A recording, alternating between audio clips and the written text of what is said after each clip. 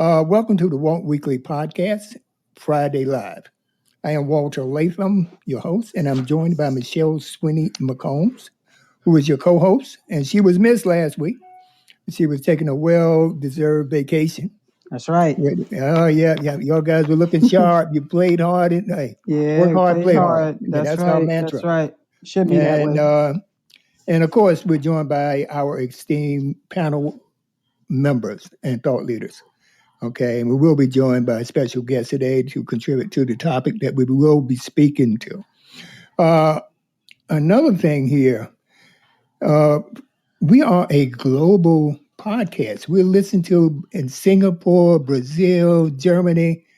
So our audience is global, more than just local. But don't forget, I know the majority of our listeners are coming out of New York, North Carolina, Virginia, South Carolina, Alabama. Don't forget, but we are global and we do represent, and people do turn to us to find out what's going on in our community. Okay? And I know they have a lot of other options, but I just want to put that out there. And I do want to thank those international listeners. If you want to know what's going on in the neighborhood, you can always turn to the Walt Weekly Podcast. And don't forget about our live audience for putting us at the top now. Oh, yeah. Thank you very much. That. And I tell you what, I think our audience needs an ovation. Is that right? That's correct. Give it to them. Amen. Yes. Thank you for bringing us in the top 10. There you go. Thank you. Definitely. We appreciate that. Mm-hmm. All right. Yeah. Okay, so before we proceed, let me just, do my normal housekeeping that I do. I want to thank, as Michelle said, both local and global leaders. But let's talk about the topic that we're going to discuss today. Okay, and that is, what is critical race theory? All right, and why should we want to know and why should we care? Okay, but let me define critical race theory. All right, and it's short. They're using mnemonic CRT. All right, so CRT maintains that racism is deeply embedded in U.S. policy, law, and society. It's not just an individual or otherwise personal viewpoint. And that's what a lot of people have been writing it off to. But I think we have moved since George Floyd to know that this is institutional, not, a regional or group or a person that, doesn't like Black folks or minorities or something to that extent. It's a system. It's systematic. It also indicates that minorities are targeted by public officials with uneven distribution of public funds that impact their quality of life, their education, their housing, their employment, and their safety. And I can go on. But that's definitely your basic definition of what CRT means and what it covers, rather. And it was originated within the legal profession. And then it moved over to education for further study. So critical race theory, by its very nature, is an exploration, and it's proven. There's no doubt about it, but it's been put back into the forefront by George Floyd, all of these attacks on minorities. So now it's front and center because it was discussed 40 years ago. It was formulated 40 years ago, back in the 70s and 80s. All right, so without further ado, and I'm going deep into the subject because it hits me right in the heart. I'm gonna turn it over to Michelle so that she can introduce the panel and the guests before I go any further. Awesome. Stop me, Thank Michelle. you, Walter. No, right? You did well. You did well. A lot of people need to know exactly what that meant. So thank you, Walter, and good evening, everyone. Welcome to the Walt Weekly Friday Live. Thank you to our live audience for joining us today. Please follow the Walt Weekly and share this podcast by clicking the share button below. Today's Friday Live is brought to you by Michelle Swinney Hair and Skincare. Our intro and outro music is brought to you by Uncle Nephew. Music is on all streaming platforms. But before I introduce our special guest, I would like to introduce our esteemed panel. We have Gregory Coleman out of North Carolina, owner of Illumination Media, and also technology and engineer at the Walt Weekly. He is the one that makes these amazing promotions for every Friday Live and all of our other shows. We thank him very much. Yes, huge. Thank you for that. Our next panel member is poet and author Judy Andrews out of Brooklyn, New York. Welcome, Judy. Next up is Christopher Sweeney out of New Jersey, retired New York sanitation worker and CEO of Johnny Roof's Smokehouse. Guys, got to check him out. He has an amazing Black-owned business catering services. Thank you. Honorable Gene Edwards is next, male district leader, 79th district out of the Bronx, New York. Thank you, Gene, for joining us. So today we have a special guest, a returning guest, actually, Andino Ward out of Philadelphia. He's a marketing specialist, writer, public speaker, voiceover specialist, negotiation specialist, webcast and video production, documentary film writer, and producer. He's also a music production for Jazz House and an ordained minister. I will put everyone's information in the chat room, websites, and social media pages in the chat room. Thank you all for joining us. Welcome, Andino. And Thank you. Walter. Thank you. Yes, All right. yes. Thank you. Thank you so much. All right, Andino. Thank you for being here. So, yeah, definitely. A great part of our show. We appreciate you coming back. So I'm going to hand it over to Walter so we can all learn about what CRT is and the history. All right. Thank you, Michelle. I want to thank the panel, and especially I want to thank Andino for joining us. What we have today when we talk about CRT is a lot, not so much questions, but reaffirmations of what we knew all along. Okay, but they're looking at it from mostly a data or scientific viewpoint. Okay, so my questions will go to Andino, but I do want, before I do ask him a question, I do want to say that CRT been around 40 years, as was mentioned earlier, and it's a study, it's a proposition, all right, and it's just basically making it more of a scientific approach where we're going to look at it from the legal standpoint, we're going to look at it from the educational standpoint, but it's there, we know it, they just formulated it, packaged it, all right, and said, okay, this is CRT. And I think it works hand in hand with the 1619 Project, and that is a project of discovery, from slavery to 400 years, all right? So the first question that I have is, and this is for Andino, do you think CRT is a means to remedy this country's problems with race? Not at all. And the reason that basically it is not something that will remedy race is beyond, or I'm sorry, I should actually say is because the time frame in which it has existed is just been phenomenal and beyond the ability to basically have an effect on rectifying it. In one respect, what we don't know is the fact that basically in the early and mid 20th century, this existed, CRT, in 1930, and I stopped there. I didn't go back any further. I kind of stopped at 1930. This argument was existing in 1930, and the Daughters of the American Revolution, there was another group of women, I can't remember, the American Suffragettes for something, I believe they were called, and several other organizations, all conservative, had a problem with CRT. And the Conservative American Legion, beginning in the 1930s, sought to rid schools of progressive-minded textbooks that encouraged students to consider the economic inequalities and so on. Even the John Birch Society reeled up against basically CRT. So see, we think that basically it's only like maybe 30 or 40 years. No, this goes back basically into Jim Crow and even before Jim Crow. And the entire situation that was happening then is the exact same thing you are seeing right now in terms of this subject matter. They do not want a multicultural infraction placed in the minds of basically their children. The same thing that they fought against in 1930 against this, and what they did was they took CRT and they tried to basically link it and say that it was a method of socialism and Marxism.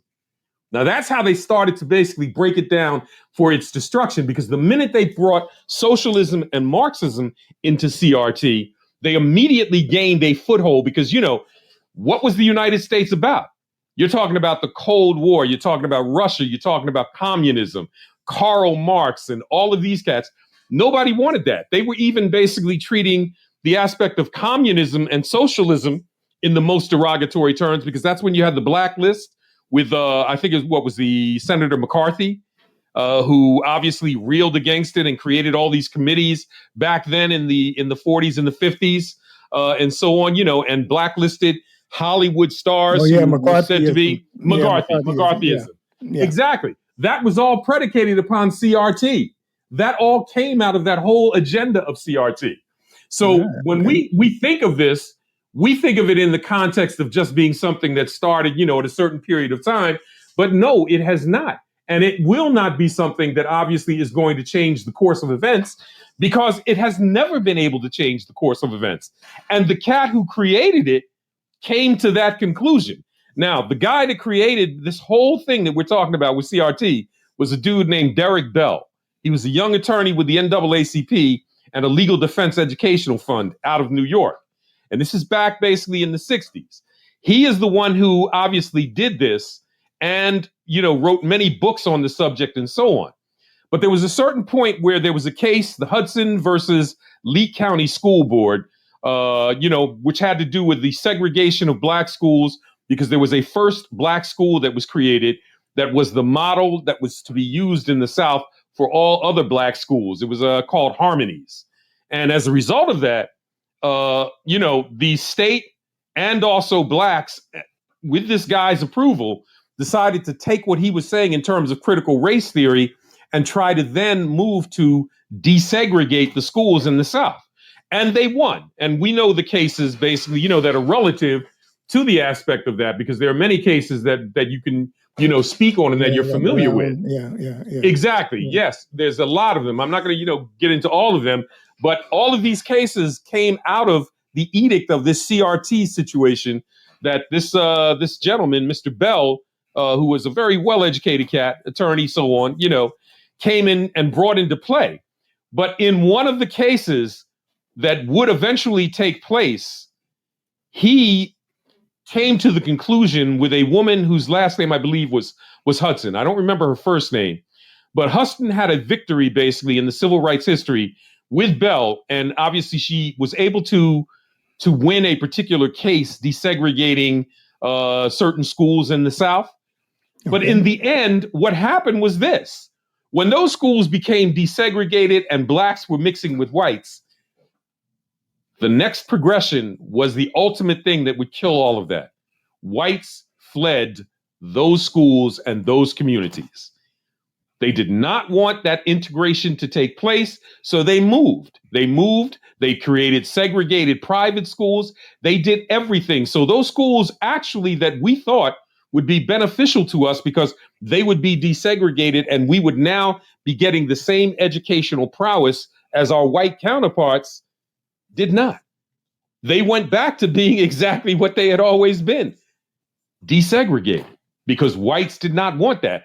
A whole other aspect of CRT in itself, because you see, it can't work because whites control. And as long as they control, they have the ability to circumvent any process they want. Any process. Look at what's happening right now. Here we are 65 years later, fighting a battle that supposedly we won in court and that was given and granted to us by law. The right to vote. And they've taken it.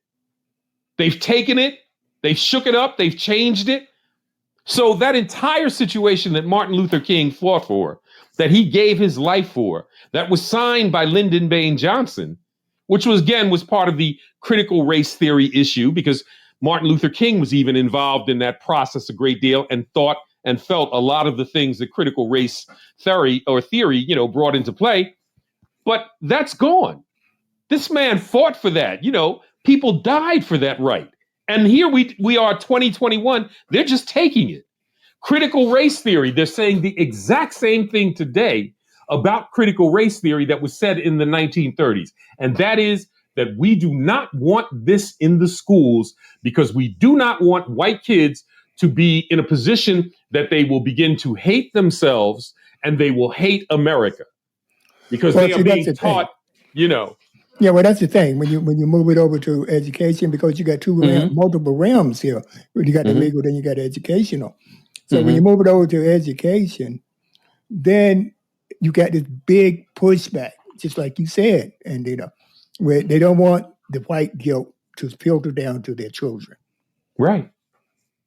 Okay. And like I said, as long as they are in control and supremacy as dictated by whites is in existence, none of this has any meaning. None of this has any accomplishment. Because basically, we are still in a position where we have to go to our oppressor to get anything done. We have to go to the oppressor to fight for the right to do these things. Well, this very same oppressor is the one who nullifies everything you do, who takes away everything that you will accomplish at some point in time when it is acceptable and worthwhile and it means something towards the white ideal, the white premise, and to white people. They will come and take it. Because, see, we are of the benefit only to whites and to basically the system of supremacy that they have created. So we only go so far, and we can only basically matriculate so far in this society. The final edict, basically, of CRT, which is very, very, like I said, depressing, and it's very messed up, is the fact that CRT at some point will become even more irrelevant than it is now. And the reason it will become irrelevant is because when you have supremacy dictates itself on three categories: conquer, conquest, and subjugate. But there is one final edict that takes critical race theory and changes it completely and turns it upside down. And you know what that is? What is it? Assimilation. Oh, yeah. You assimilate those that you have subjugated. You change the dichotomy of everything they are. Their thinking, their way of doing things. They become what you wanted them to become all along. Through the education you've given them, through all of the things that you've put them through the fear you've instilled in them. That's legal, economic, political, social. But once you assimilate something or someone, you then move to basically completely nullify who and what they are. And look at us. Look at basically what is happening to us and what we are. I mean, I look at cats like this dude, like Little Nas or Nas X or whatever his name is. Yeah. I mean, look at the people they're putting in front of our people. Look at these people. We are assimilating so heavy into their train of thought, their poison, their madness. Mm-hmm. That is crazy. Yes. It's disgusting. But the thing is that, I mean, I don't see, and now you explain it to me, assimilation. How can we assimilate? Because of, I mean, you got the color right there. That right there is a big line. Right? Assimilation isn't about color. Assimilation is about changing the mental status, the mind. Behavior. Assimilation has nothing to, right. If I can get you to become what I want you to become mentally and obviously in what you do, then I have changed you. It doesn't matter what color you are. And I can still use your color against you. Mm-hmm. Okay. But the more... Go ahead. I'm sorry, Andino. Go ahead. But the more I assimilate you, the more I change everything about you. That is the thing that basically, destroyed us to begin with. They brought us here from Africa, 1619, which in my opinion is a complete fallacy because research I've done, we were here long before 1619. But that seems to be the commonality that everybody wants to use. Yeah. I don't understand that, but I'm not going to argue it because you know what? Slaves were the first on the boat. Right. Something like that, yeah. Yeah, exactly. But that's what they did. They knew that if you take someone and you basically destroy everything they are culturally, you take their language, you take their food, you take their dress, you take their life. Mm-hmm. You eventually assimilate them, because what happens, and what did happen to us? We walk around basically and we're processing our hair and we're, lightening our skin. What do we want to be? We want to be them. Yeah, we have a woman in the music world who calls herself a stallion, Megan the Stallion. Exactly. It's just shocking to me. So yeah, I agree. Assimilation is profound, and we see it everywhere. And we are basically the assimilated people like no other. Because see, we never had a culture that we could call our own to begin with. It was taken from us. See, the Chinese could be assimilated, but at the same time, they still have China, and they still hold on to those values. Their kids are more the ones who are destroying basically their situation, because they're being assimilated into this madness and they're changing themselves, but still they do have the culture. They still talk Chinese. They still got Chinatown. They still got China, across the pond. We don't have any of that. We are left high and dry. And the only thing that we have is white America, white society, and what it says and what it does and what it perpetuates as being that which is great. Yeah, even the Associated Press has, recently in March began calling us Black Americans, but there's no country named Black. No, so how exactly. do we create our own culture? How do we go back to that? If we call ourselves African Americans, we're divided. So that's another form of assimilation, this idea of Black American as opposed to and the culture's also been changed quite a few times, the name. Yes. And it continues to be changed. Yes. Right. It's continuing. I mean, I have never seen, I remember back in the day when I was, obviously in the movement, the 60s and so on, really heavy because obviously, civil rights. I remember basically, look, you knew Black women, you knew them and what have you, because I mean, they were hardcore in terms of the aspect of, the movement. They wore their hair a certain way, they wore clothing a certain way. They had everything that told you, like this is a Black woman and what have you. And there was one Black woman basically who even went so far as to buck the establishment.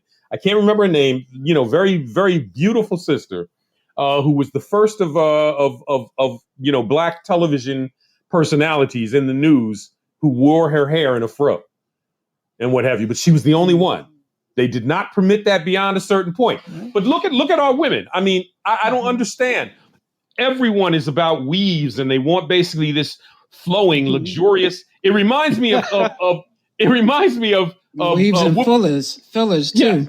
It reminds me of put Michelle out of business. You're going to put Michelle out of business. I don't do that. I don't even do weaves. So, but I'm like saying $1,000 and up, but they're expensive. Yeah. Society, the way they have it, they want this long, luxurious hair that's not even theirs, and even with the fillers, the white. I mean, we're depicting the white people with the long hair, and then the white people are trying to have the big lips and the big asses like we do. So right, yeah. Isn't that crazy?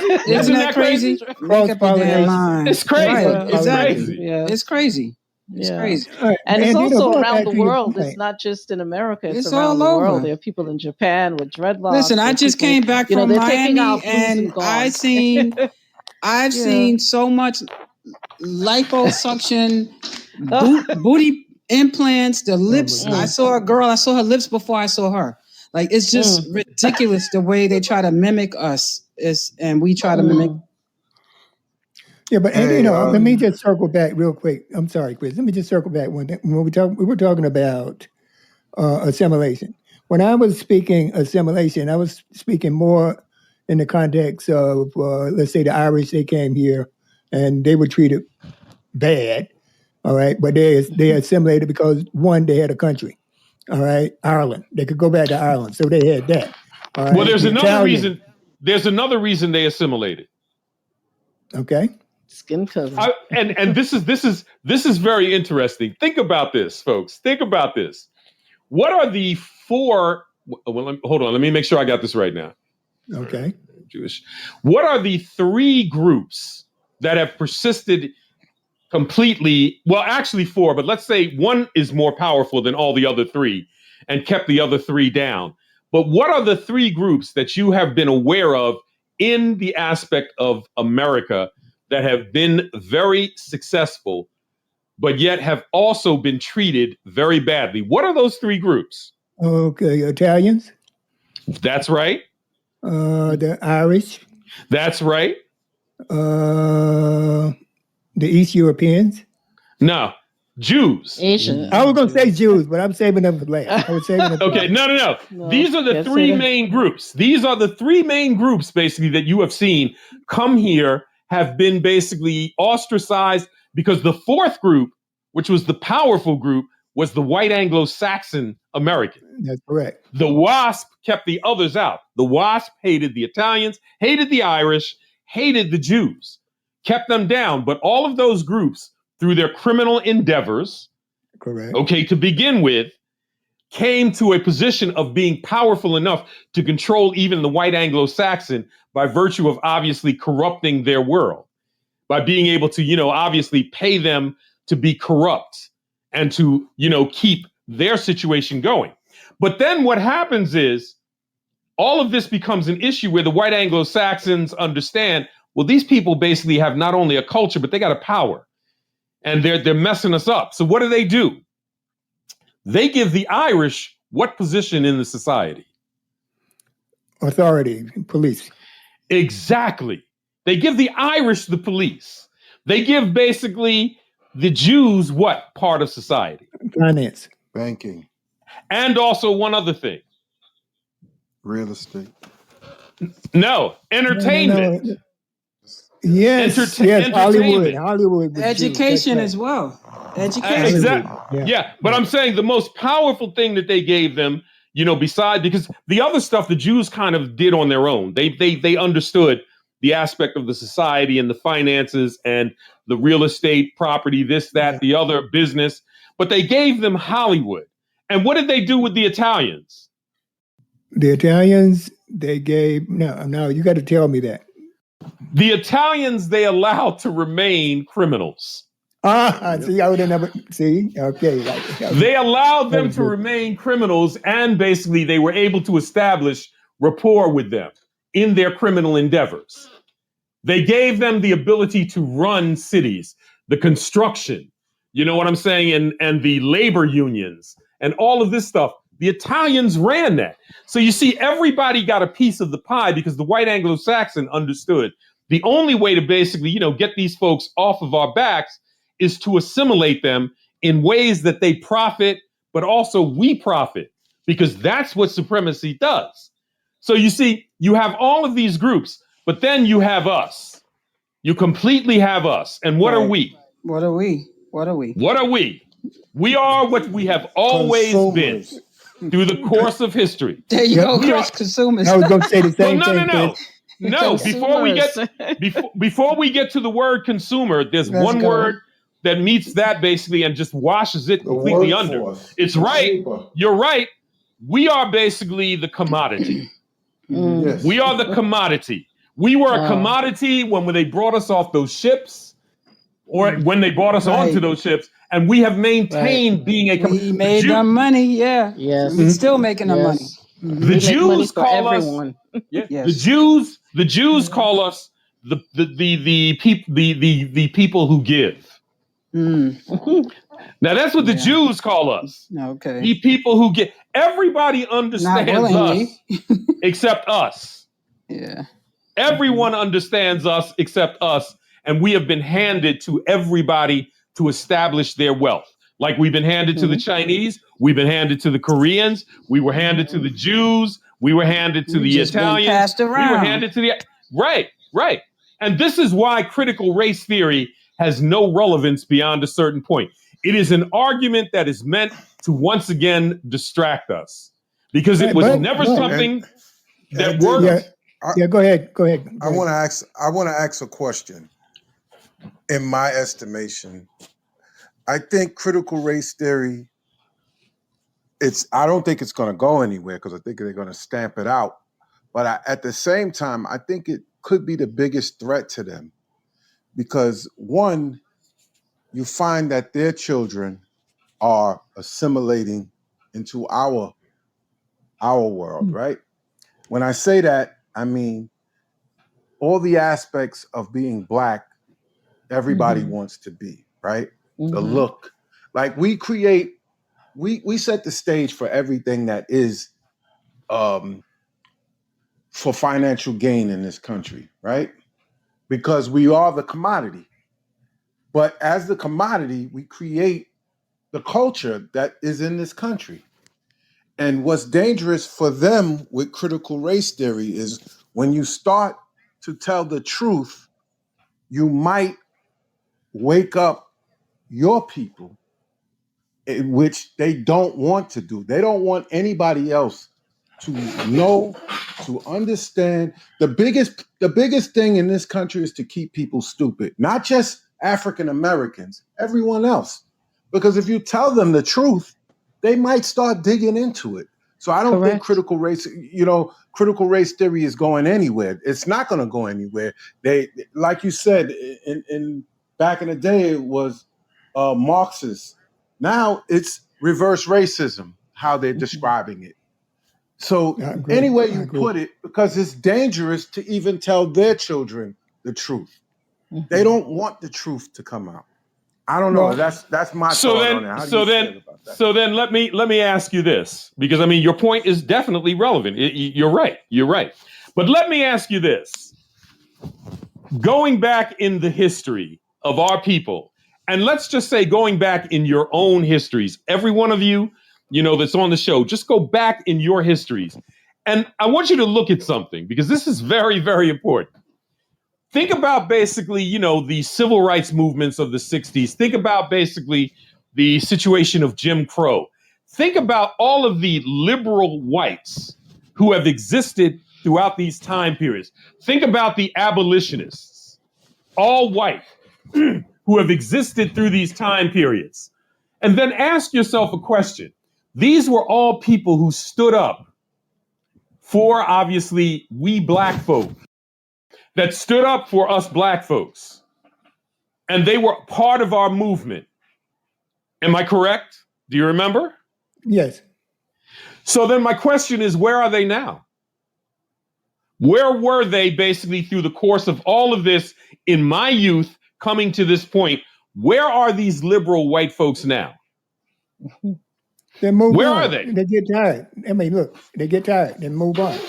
Well, it's not only that they move on, it's also that they understand the nature of the very system that basically bears their color. It will chew them up as well, and exactly, they're not because willing to go that far. I get your exactly, point. And then when you look at that, you have to understand why critical race theory is of no consequence to them. Well, now, yes. let me hold just on. Let me finish. Go ahead. Of course, they don't want their children to learn about basically how devious their color, the color of their people has been in the world and in the United States of America. But at the same time, they also understand the nature of the fact that critical race theory is very relevant, and it is necessary for them to be able to perpetuate this ideology that they want to perpetuate in keeping us where they want to keep us. Because what are they doing with critical race theory? They're doing the same thing that was done in the 1930s. In the 1930s, it was considered communism and Marxism. Today, it's considered basically something that's an affront to the conservative and moral values of whites in America. Well, they're saying it's racism. It's racism. That's what they call it. Well, which is credible, and obviously something that affects them being white, because they're the ones that it would be racist against. Right. But you see basically how they use it. It is not a significance to them of being something that really has an effect. They said, okay, fine, we understand what this thing is. We will now neuter it, as we have neutered everything else with these people, as we have neutered them. So now critical race theory becomes an issue that they can use politically, socially. Mm-hmm. And that's what they're doing. They will destroy it by virtue of their ability to tie it to the various things they want to tie it to take it out of the schools. I mean, there was a mother in Texas who discovered in her child's, book, one of the history books that the child was using and had been given in school. She discovered that in that book, they were saying that slaves were not slaves, but they had, become or brought here because they were indentured servants. Mm-hmm. And she was like, you got to be kidding me. This is what they're using in school. She actually fought and won the lawsuit, because you see, My brothers and sisters, the truth of the matter will remain the same no matter what. Those who control have the ability to control everything. What you read, what you see, what you hear, and who you are. And I think, one of you did make the comment that it is obviously something that's indicative to everyone. Blacks, Indians, white, everybody gets used in a system of supremacy. Everyone. But there is always one group that is subjugated. And we are that group, as are Native Americans. But if you're going to be truthful, you have to look at it in the truth of it, because you see, I'm 67 years old. If God blesses me, I got maybe 15 to 20 more years. And I'm looking at this saying, I am 67 and nothing has changed. It is just regurgitated the same thing that it gurgitated before. Wow. And we are fighting the same battles. But the difference is we are approaching a day and time where we are basically becoming null and void, because they are changing us radically. They are changing us because, like you said, we got basically a woman who stands up and says she's a horse. We got Nicki Minaj and this same woman who put out basically a song called Pussy. I mean, everything that you could possibly think, we got Larry Elder, who's walking around talking, the crap he's talking. I mean, Yes. assimilation. Was that a Pay the California overseers. guy? Yeah. Pay the overseers. Yeah. My God. Pay the Reparations plantation for- owners. the for Why don't you give them Yeah. reparations? Sickening. Man, Very my sick. God. How do you fight that? There has to be How do you fight basically your own who are sick? accountability. And you have Tim Scott who's saying, "What racism? This is not a racist country. There's no racism in America." But Judy, he said that. Judy, one thing. Yes. Let me just mention this. And I think I mentioned this to the team on various shows. All right, Yes. and they said, "Well, this is the United States, and you got freedom of speech." Okay, so people can basically believe what they want to believe because they have a right to believe. But I think people like this Everett guy, Candace Owens, they need to be held accountable, not physically, but they need to be ostracized from the community. Yeah. So let me. I mean, there should be a price. So to let me pay. ask you. But they do it for power. Let me ask They you. just want the power. Let me ask you. Yeah, You go have ahead. watched. Yeah, ask You have watched all of these people that you've talked about, and have you seen in any way? Although there are other people talking. Joy Reid talks about them. The cat that has black TV, whatever it is, I forget. Mark something that the Jews came down on. Mark Lamont Hill. Yeah, and the Jews almost Mark destroyed. Lamont Hill. Right. You've got basically all these black folks who are talking about, how derogatorily crazy these black folks are. Has it made any impact upon basically stopping them?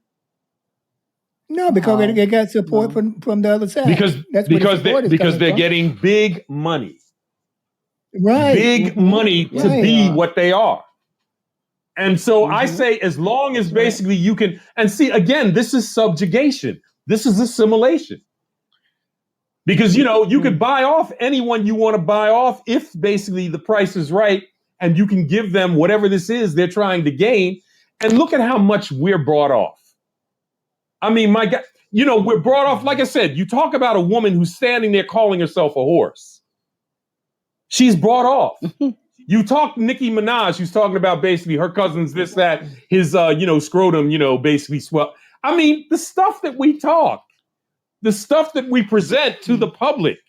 You look at basically these TV shows and you see all these black folks, at all of these to-do affairs. And you got this knucklehead who runs around talking about, yeah, I love trains. What's his name? The gay dude? Dark skin?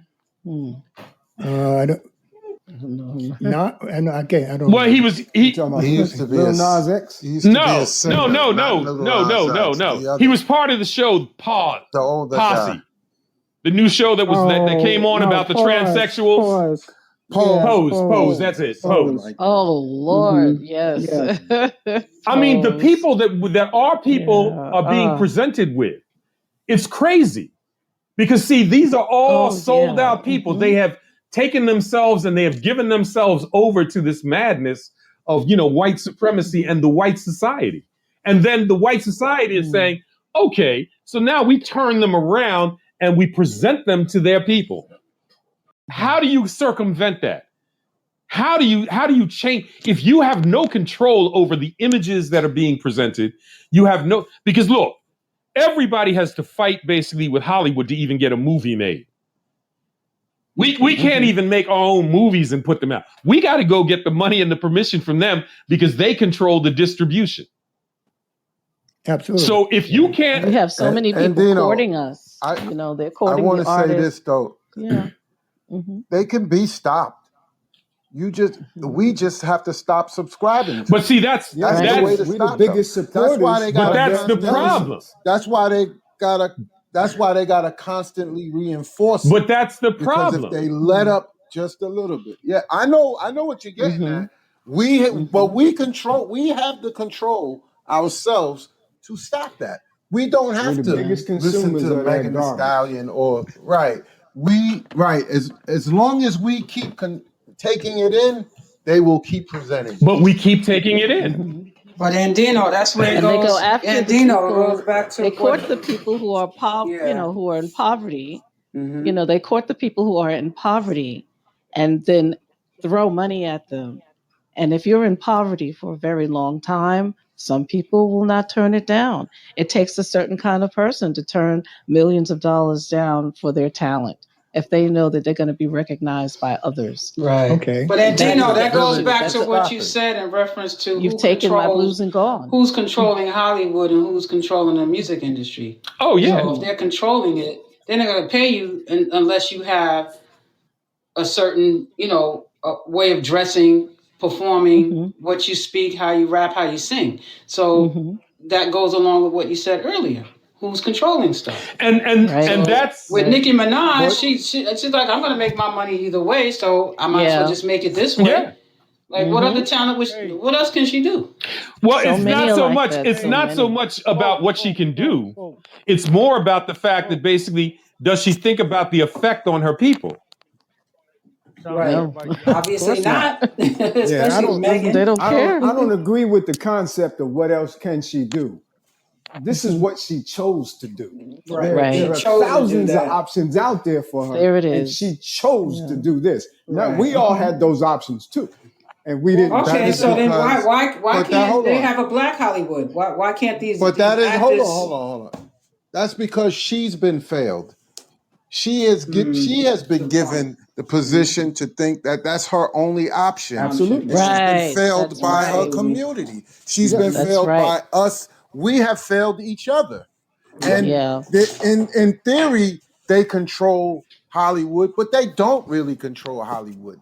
You control it. As long as we Right. consume it, they'll keep presenting it. Right. The Right. minute you stop, they will try to find something else to do. But as long as we fall in line and we keep accepting what they put in front of us, they will Yeah. keep rolling. Yeah. They'll find a new Megan Thee Stallion. She'll be out of touch in a couple of years, and there's going to be somebody else new coming through. But Right. we have to stop it before they get to someone else. We need a have to lot more change the Tyler mindset. Perry's. We need a Right. lot more Tyler Perry's. Yeah. Tyler All right. Perry's involved in that Yeah, too. I'm We need to saying, get well, when you control say Yeah, that, because of our when you say that, assimilation. we need Because of another man that's assimilation. going All to put on a dress. No, we Yeah. need to He did get his But way. they're gonna make you go through that. our- That's part of the initiation of black men in Hollywood. They putting on the dress. You Mhm. got to put on a dress. Yeah, but he was putting on Yeah. that But- dress before he was in Hollywood. So Yeah, Yeah, okay. he was. Yeah, Right, we yeah, got to yeah. get Started in him the before community. he gets to Hollywood. Well, Right, you- it's somebody that we're not controlling our children. Well, you know, Ty. We're producing these. You know kids. Tyler's gay, right? damn. Okay. Yes, Yeah, we do. yeah, I do. Okay. I do. Let me intervene a little bit. Gene wants to comment. Can he get a word in? Yeah, Come on please, in, Gene. please, Gene. It was like, good Lord, it sounded like the black youth. Everybody just yelling at each other. Nice. And I'm like, We okay, need this sometime, brother. Go ahead before we I start. saw Go you on ahead, Gene. mute. Yeah. I Got said to he turn up waiting. that I'm trying to figure out. I'm trying to figure out which one of y'all is Whoopi. It sounds like it might be Andino, but okay. Ooh. Trouble now. That's a whole nother story right there on Whoopi. Yes, that's just another whole nother topic. But to talk about the music industry, Ice-T, that brother he said something rather profound a few years ago. And he said, if you want to know what the new trend in hip hop is going to be, follow the drugs, right? Mm. And then I began to think about it back when I was a kid in the 70s and the early 80s. All the rappers used to get on stage and get on the microphone, tell everybody to throw their hands in the air, and jump around because everybody was high on cocaine.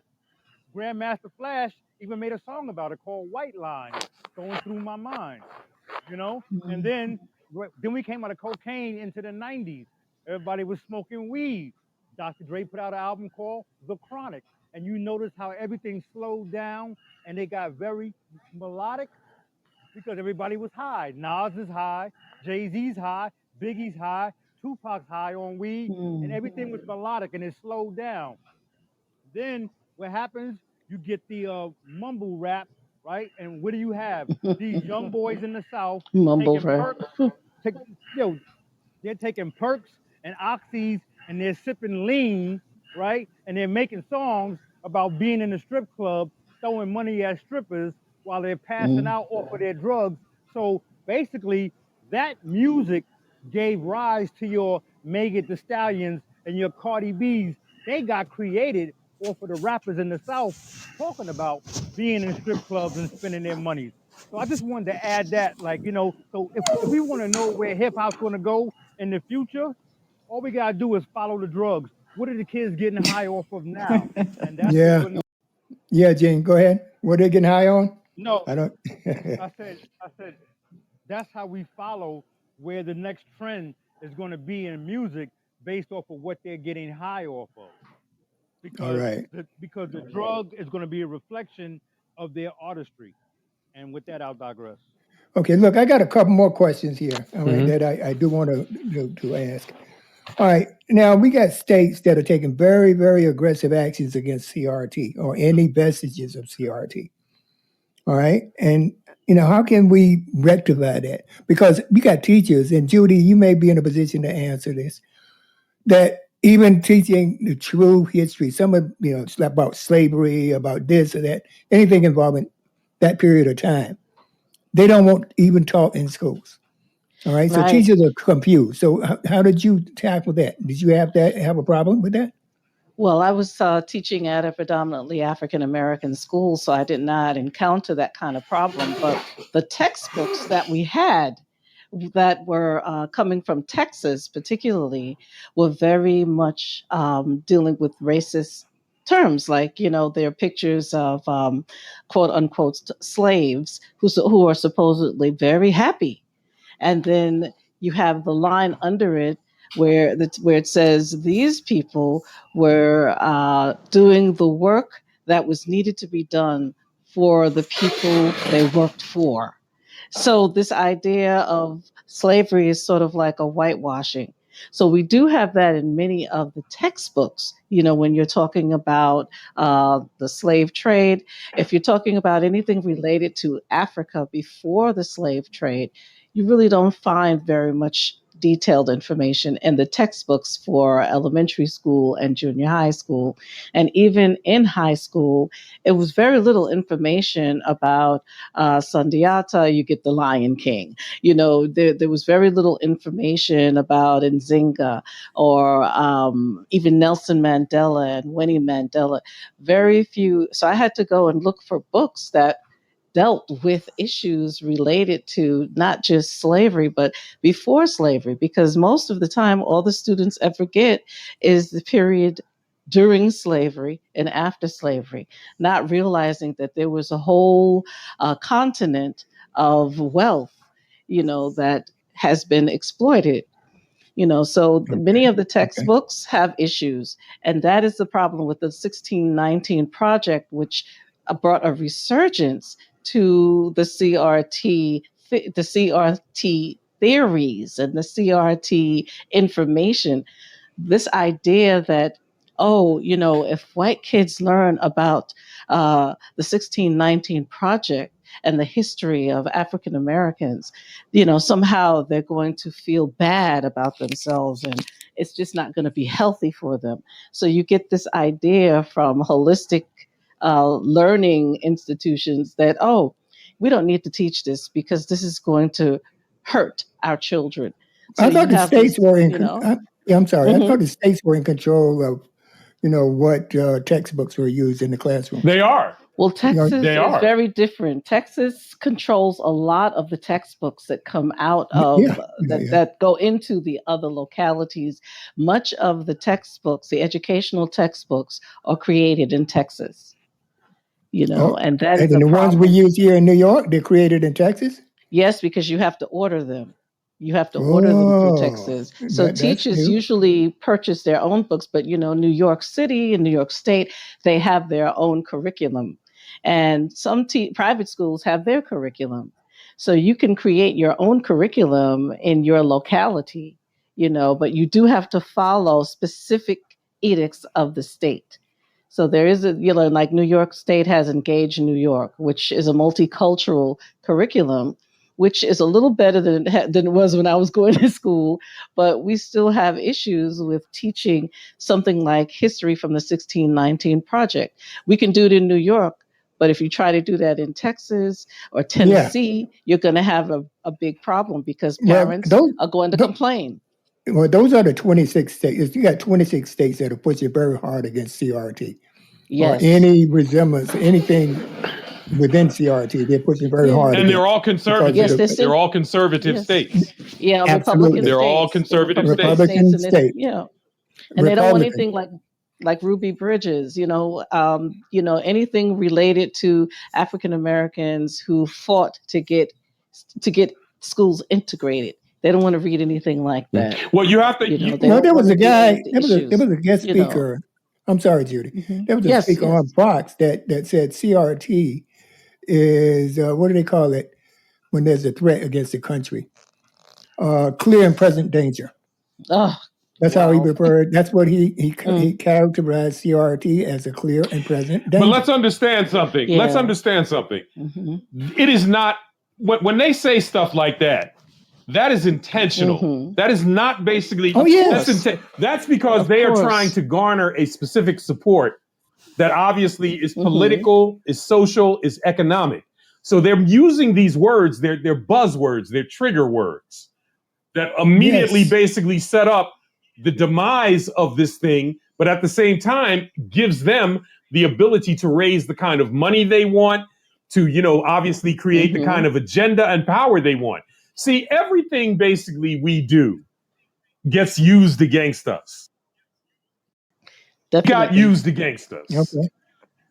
Okay. Can I Everything, ask a everything. question Look real at quick? blaxploitation, black movies back in the 60s and the Mhm. 70s. They got used against us. Everything we do, they will use it against us. They will take it, spin it, flip it, twist it to their benefit to make what they want occur.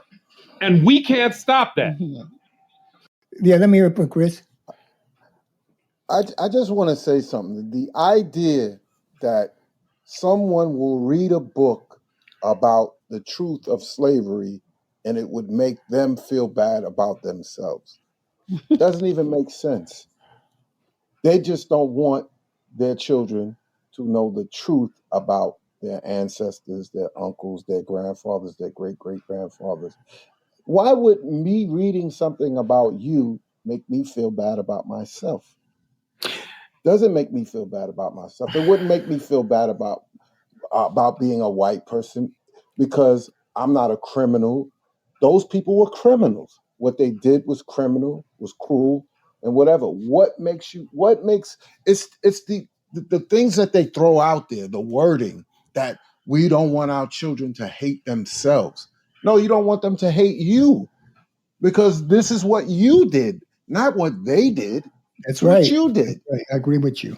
Well, let me take it a step further. I agree with what you said, but I also understand basically where they're coming from in the context of what they're trying to do and accomplish. Supremacy is about one thing. It is about maintaining itself. And that's the only thing that's really taking place with this. They could care less about what their children basically think or don't think because they are more or less concerned with the ultimate, which is the continuation of white supremacy. That's it. And in order to continue white supremacy or supremacy in general, you will do whatever it takes to ensure that your train of thought, your way of thinking, your lifestyle, and the color of your skin remains dominant. And in so doing, you will come up with anything you need. With you. Anything you need. I agree with you. I agree with you to a certain point, though, when it comes to that, because anything can be broken. Anything can be broken. We have endured, no matter what they've done to us, we are still here and we have endured, right?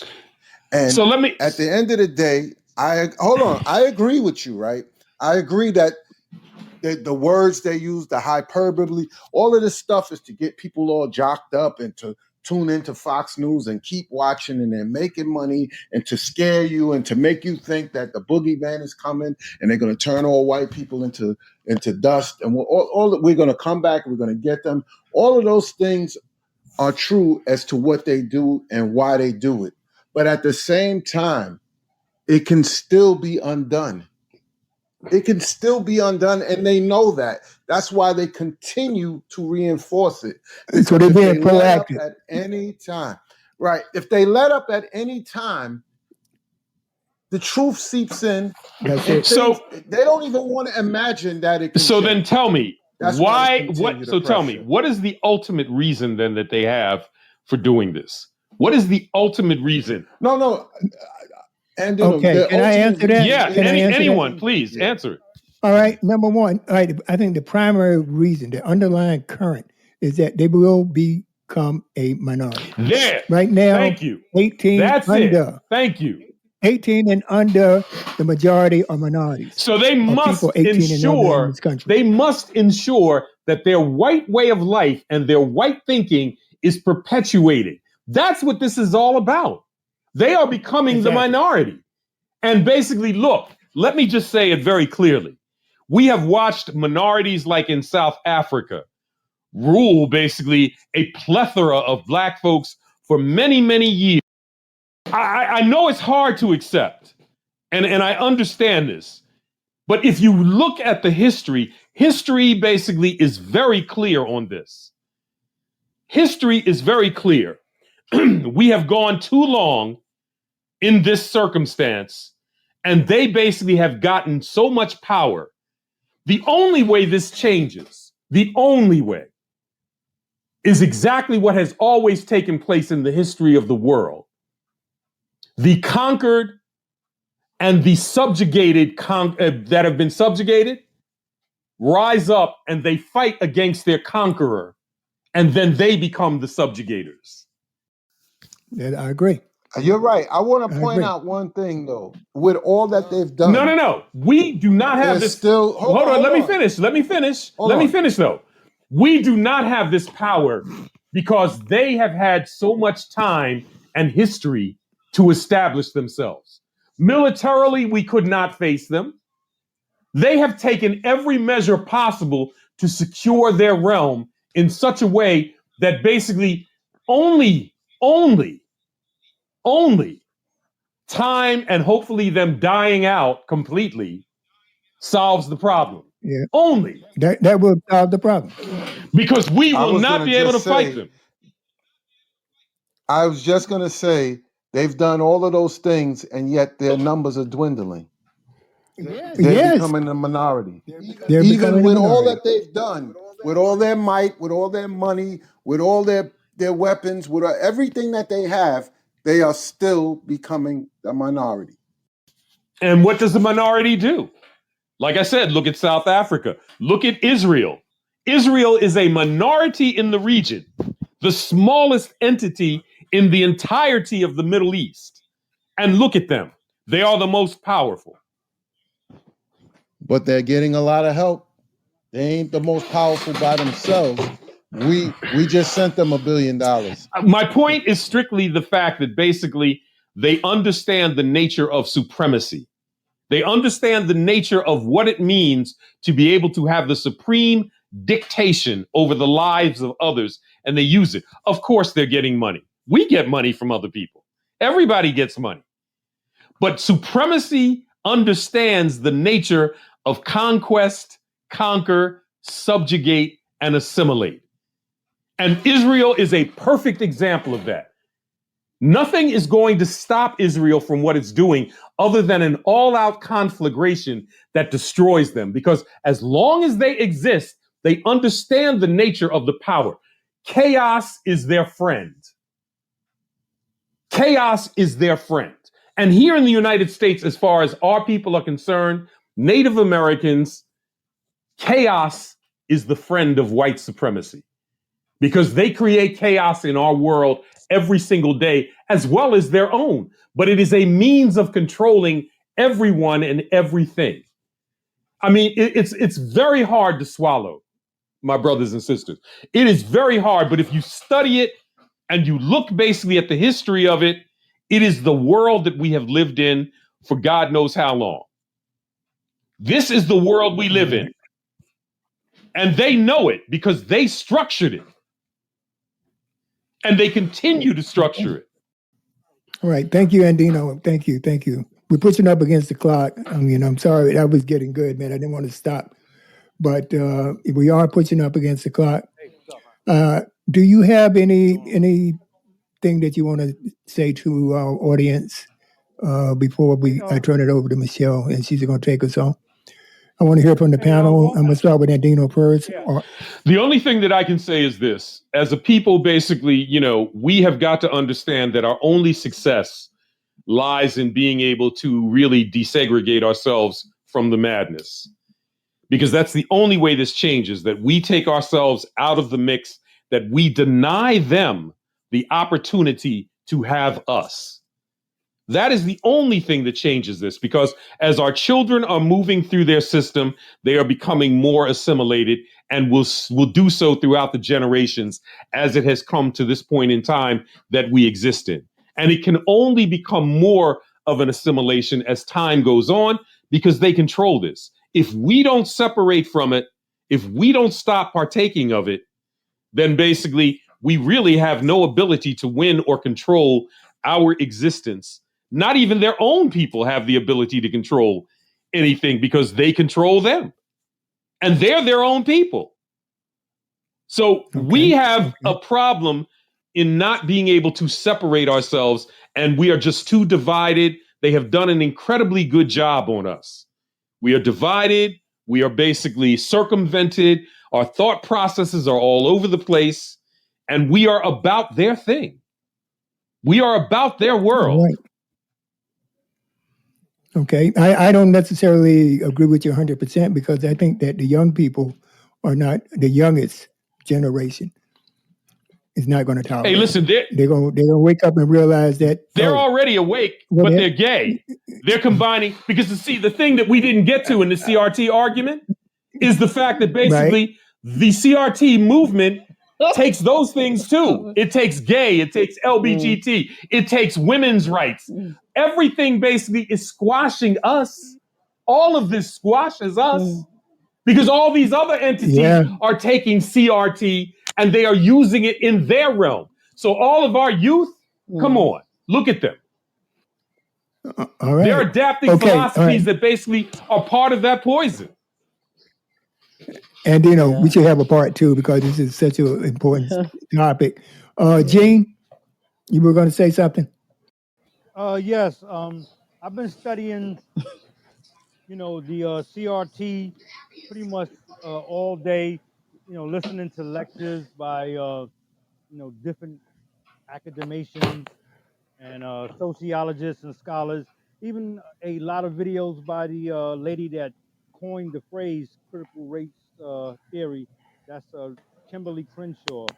And I listened to one brother, I believe he's an educator, and he was saying that critical race theory has been around since as early as the 19th century. Exactly. Yeah. And we had so when we had advocates and activists and abolitionists like the Frederick Douglass or the Prince Hall in Massachusetts that argued before the state of Massachusetts legislative body to abolish slavery in the state of Massachusetts, they were trying to change the laws to effectuate the lives of black people in America. So critical race thinking is nothing new to us. It just never really had a nomenclature.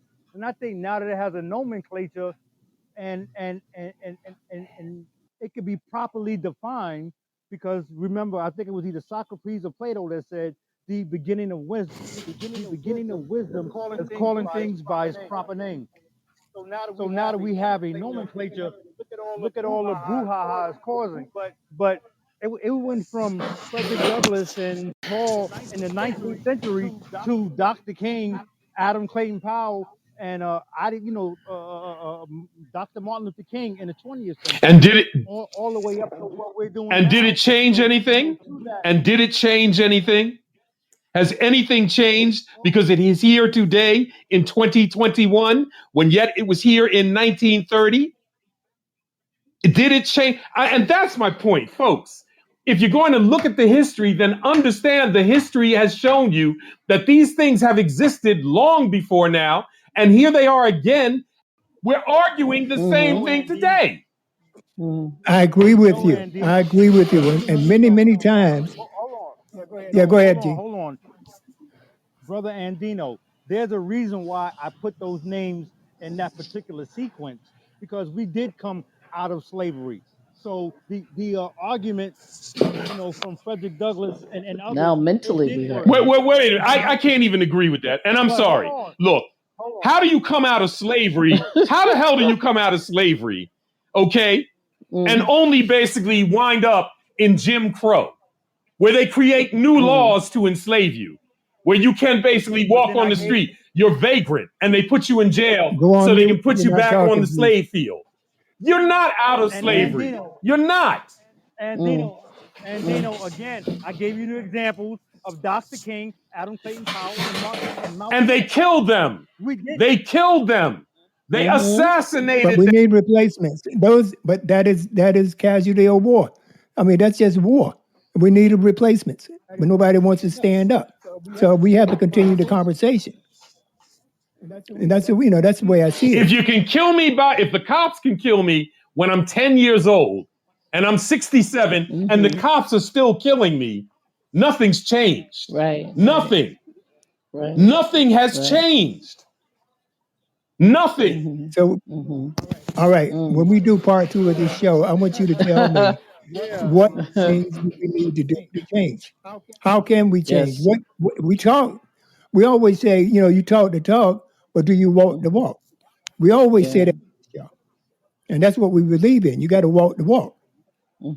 Okay. I just really think that we're taking a myopic view on Black history and where we've come from the 19th century to where we are in the 21st century. I truly believe we're taking a myopic view on it. I could be wrong, but I'm telling you, this is my observation.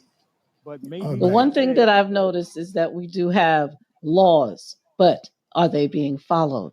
Are the laws being followed, from the civil rights laws all the way up to the voting rights laws, all the way up to even the abortion rights laws? Are they being followed? No, you already know that. So Yeah. they make the Are they laws, but they changing don't it? follow them. Are they rewriting it? They're rewriting it. They're Yes. rewriting Yes. them. Yes. Yes. And even All the right. Constitution, the United States Constitution, is that being Right. followed?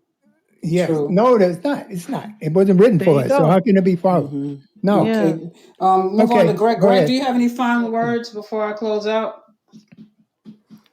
Now y'all pretty much, covered. Like you said, a lot of this would have to be done in a part 2. because Definitely. It's very there's powerful. I'm glad so many we had perspectives, this. Yes, definitely. We knew it was on complex. what was actually spoken, not Yeah. just CRT that I'd love to offer. But I think we'll for get around part to 2, which should be, what action can we take today? Can we continue this? Because as Andino said, he gave us his age, and he hasn't Nothing's seen much changed. change. Right.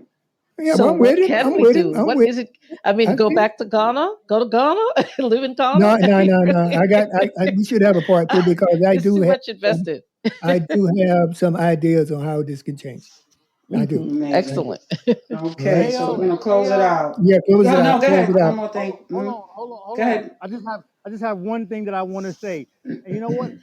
I'm thinking about how I disagree with Andino. You know what? I think this is the first time on the show but we actually like really disagreed on something, which is Debate, yes.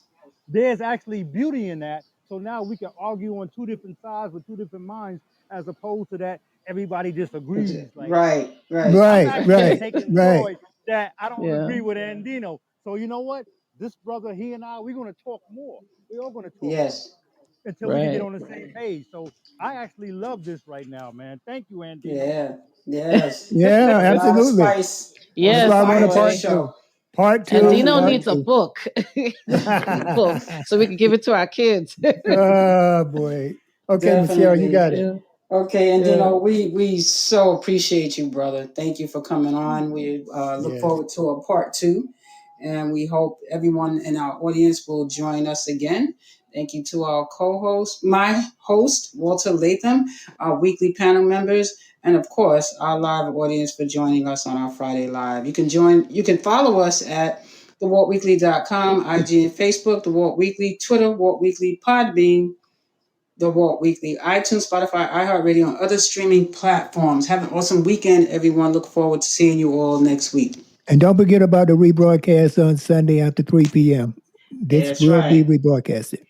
3 All right. p.m. And on anywhere all you get your platforms. podcast, you can find us. All right. That's Bye bye. right. Have a good one. Thank you.